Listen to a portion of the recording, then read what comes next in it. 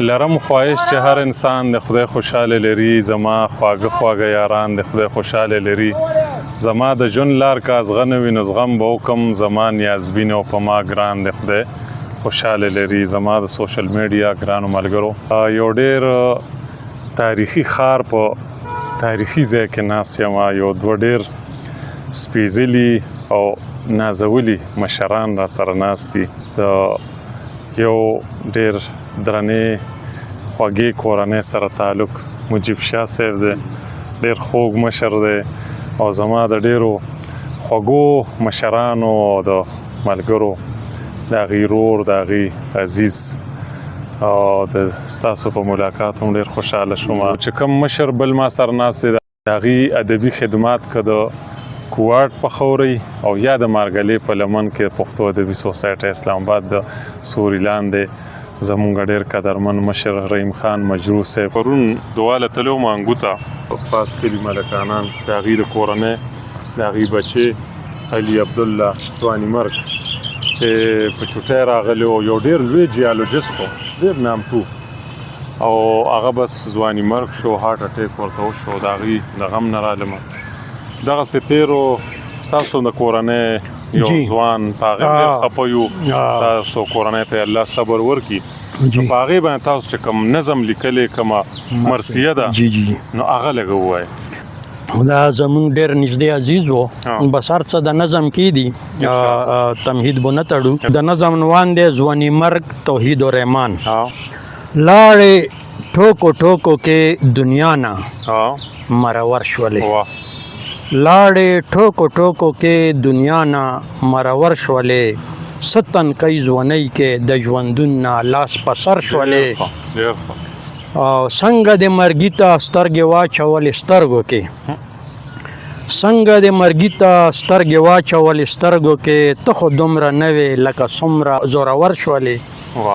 او خدای ګو دردیدلی او ډېر زیات ستا د بیلتون منظر، خدای ګو دردیدلی او ډېر زیات ستا د بیلتون منظر، ته لا د سفر نه وې خو بیا هم په سفر شولې، ستا څترۍ څترۍ زلفې ایلا په خوند راغلي وې، ستا څترۍ څترۍ زلفې ایلا په خوند راغلي وې، ته وایه پناه ولې ډېر زر له ده منظر شولې، او ستا غندل غندل کچا کچا لکه د ګل ځواني، ستا غندل غندل کچا کچا لکه د ګل ځواني، امر شوې په زړونو کې هم لال شولې ګوهر شولې، او ستا اومه اومه لاسونه لا د مزدورو نه وو، ستا اومه اومه لاسونه لا د مزدورو نه وو، ورکه غریبي شه په مشوم ځان مسافر شولې، او ته نیازبین نیازبین د مور و پلار د خوشحالۍ امید،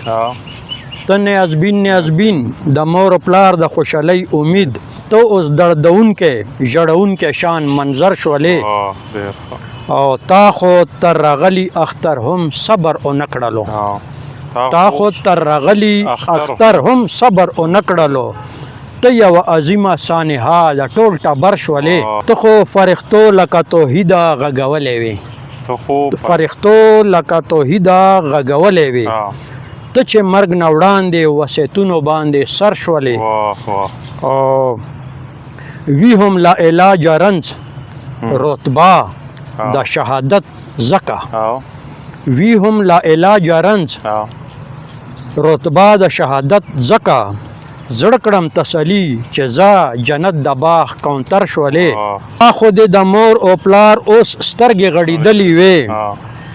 خدای خبر چې ته د چا نظر باندې نظر شولې، او لاړه د خیالونو او خوبونو دنیا ورانه شوه، لاړه د خیالونو او خوبونو دنیا ورانه شوه، ته د حقیقت داسې تصویر او تصور شولې، او شوخه دی عادی شوخه دی خور شوخه دی ترندی دی، شوخه دی عادی شوخه دی خور شوخه دی ترندی دی، شوخ دی ابجی چې ته غروب لکه د نمر شولې، واړه ترور زمن در پسې پړ مخې پراته دی نن، ته د خپلو ترونو د دک درد نه څه خبر شولې، خپل دی که پردي دي ستا په غم باندې غمجن دي ټول، ته د زړونو سوی او هم حسرت د هر نظر شولې او مرګ خو حق لار ده خو بې وخته هیڅ څه خوند نه کړي مرګ خو حق لار ده خو بې وخته هیڅ څه خوند نه کړي رب د شملګری چې روان اوس په سفر شولې را به شي کورونو ته دا لرې مسافر خو بیا را به نشې ته که ډېر نږدې هم مسافر شولې او څلی دی بیخي د کور انګړ نه هم لیدلی شي څلی دی بیخي د کور انګړ نه هم لیدلی شي وی به تل تازه ته مې د زړه داسې پرهر شولې او اخیری شعر ده چې زه مجروح هم ستا پسماندګانو کې شامل یما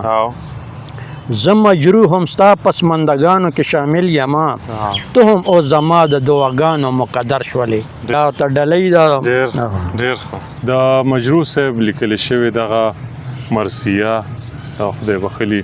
ځوان الله پاک دی هغې وبخي او ټولې کورنۍ ته د الله صبر ورکړي